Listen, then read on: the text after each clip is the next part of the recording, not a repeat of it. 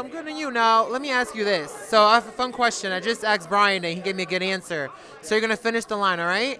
So my name is Blank and I'm from Blank. And one thing about us is we blank.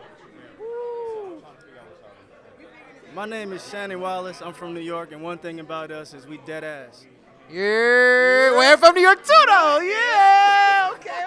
Yeah, you dig? Now, let's say when you're really tight, right? Like you had a really crazy day and you're really tight right now, and you go in your car and you gotta listen to at least one song to get that rage out. Kind of like what Diarra did in one of the episodes. What is that record for you? Ah, man.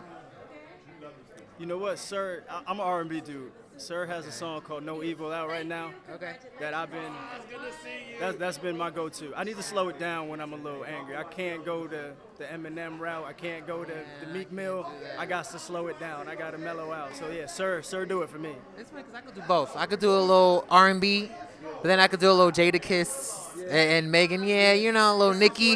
It's situational. Yeah. Who pissed me off and why? Yeah. You know? Now, let's say you were on the apps, right? Kind of like how Diarra is, and you're swiping on Tinder. What would make you swipe right for somebody? Like, what are some qualities, traits, or what would catch your eye for you to be like, let me swipe right? Is Tinder one with the words, or is it just pictures? I think it's the pictures, and they got the name and the name and the age. Okay. I think Hinge has more layers to it. I like Hinge a little better because I need to. Well, let's use Hinge. All right, let's go with Hinge. All right, you gotta have something other. Like the picture's gonna get me. I'm at the picture. Okay. But what are we gonna talk about? Like, what? Break it down for me. Like, say something witty. Are you funny? Okay. I can't tell that from your picture. Are you smart? I can't tell that from your picture.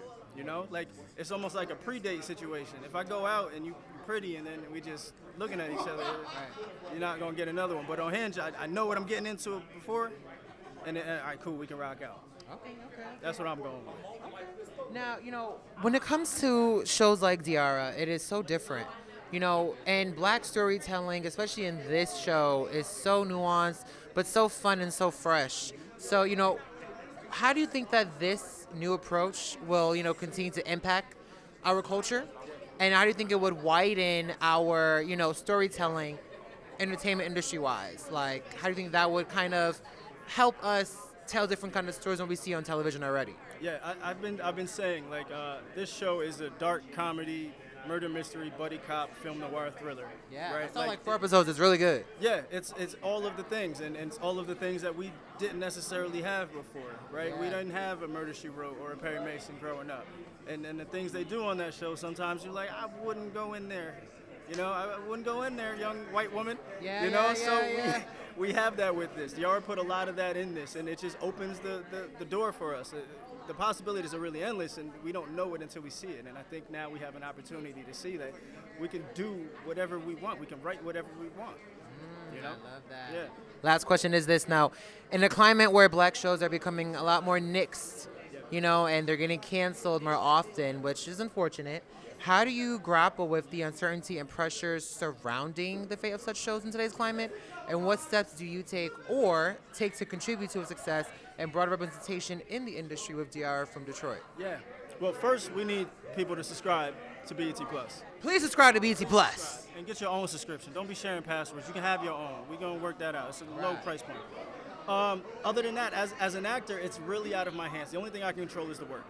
Right. So I go in on the day that I work, I do my best, and then I leave it up to the professionals. I control what I can, and that's how I maintain my peace. I love that.